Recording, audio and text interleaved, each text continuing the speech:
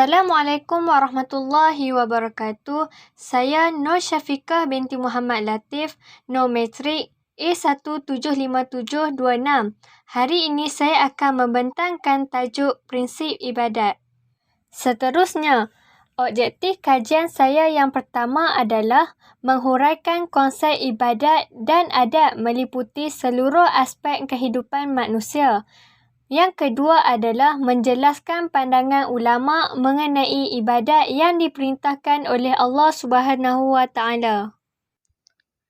Masalah kajian yang terdapat dalam tajuk ini adalah yang pertama, kegagalan seseorang dalam menghayati ibadat yang dilakukan seperti solat, puasa, zakat dan sebagainya. Hal ini akan menyebabkan kehidupan seseorang akan menjadi tidak tenang dan bahagia. Yang kedua, masalah mengenai adab pula adalah fenomena adab pada masa kini terhadap keaslian sesuatu kaum semakin terhakis. Perkara ini bukan berlaku di negara Malaysia sahaja, bahkan berlaku di negara-negara yang lain seperti negara membangun. Metodologi kajian yang saya gunakan adalah kaedah kepustakaan.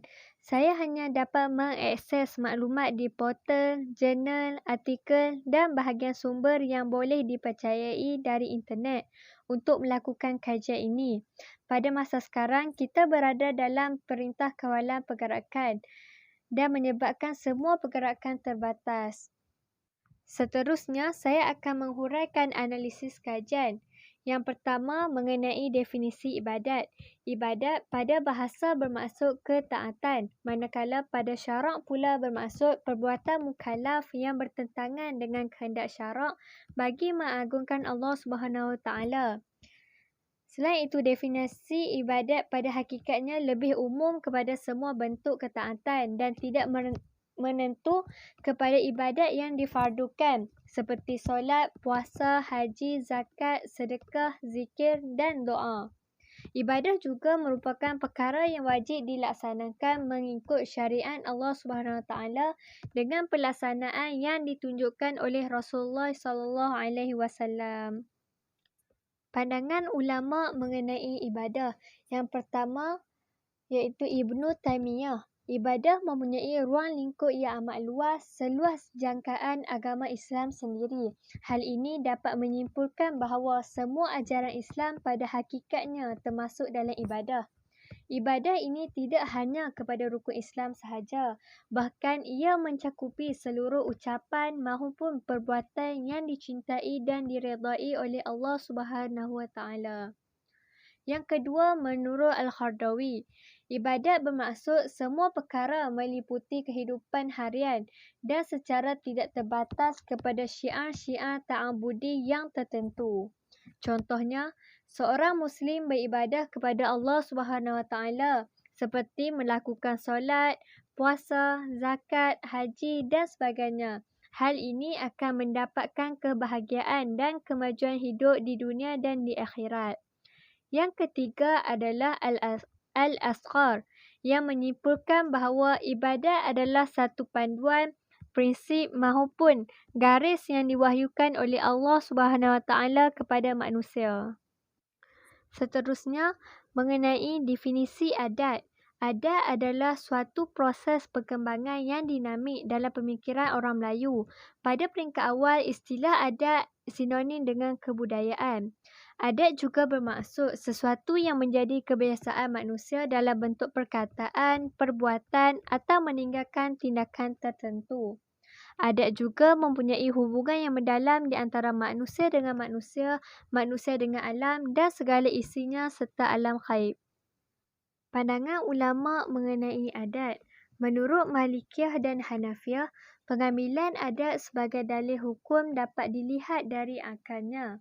Mereka menganggap adat ini dapat seiring dengan dalil syariat yang mana dipandang baik oleh umat manusia, maka menurut Allah juga baik. Pada pandangan Malikiyah dikenali sebagai amal Ahlul Madinah dan Qiyas, manakala pada pandangan Hanafiyah pula dikenali sebagai ihtisan, iaitu penggunaan pilihan yang betul untuk mencari hukum yang paling sesuai dengan maslahah. Seterusnya, saya akan menjelaskan dalil ibadat. Di dalam Al-Quran, perkataan ibadat disebut berulang kali dan membawa maksud yang berbagai. Di antaranya ialah penyembahan dan pengabdian. Firman Allah SWT dalam surah Ad-Dariyat ayat 56. A'udzu billahi minasyaitonir rajim. Wa ma khalaqtul jinna wal insa illa liya'budun. Maksudnya, dan aku tidak menciptakan jin dan manusia melainkan supaya mereka mengabdikan diri, iaitu beribadah kepadaku. Manakala dalil adat pula, di dalam Islam, adat merupakan suatu rahmat Allah terhadap manusia sebagai simbol kebudayaan sesuatu masyarakat. Firman Allah Subhanahu Wa Taala dalam surah Al-A'raf ayat 199. A'udzu billahi minasyaitonir rajim. Khuzil afwa wa'mul bil urfi wa'rid 'anil jahilin. Maksudnya, jadilah engkau pemaaf dan suruhlah orang yang mengerjakan yang baik serta berpalinglah dari orang-orang yang bodoh.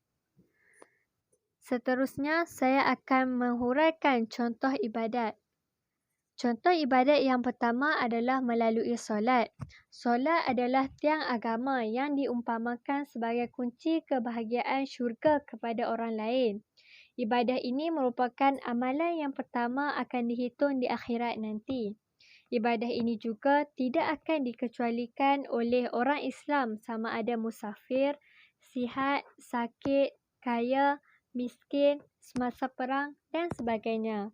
Manakala contoh adat pula ialah adat yang diadatkan. Adat ini adalah hukum tabi'i yang diciptakan oleh Allah SWT. Adat jenis ini merangkumi setiap benda atau unsur di dunia yang wujud dalam keadaan semula jadi dan tertakluk kepada fitrah atau hukum semula jadi. Contohnya, ayam berkokok, adat murai berkicau, adat laut berombak. Adat ini dianggap adat yang paling tinggi dan sempurna dalam Islam. Kesimpulannya ialah ibadat dan adat adalah satu perkara yang penting dalam kehidupan manusia. Ibadat merangkumi segala perkara yang disukai dan diredai oleh Allah SWT. Oleh itu, Allah menuntut manusia melakukan kebaikan dan mencegah kemungkaran. Manakala seseorang manusia juga hendaklah mengikut adat yang ditetapkan dalam kaum agar tidak hilang untuk generasi yang akan datang. Sekian, terima kasih.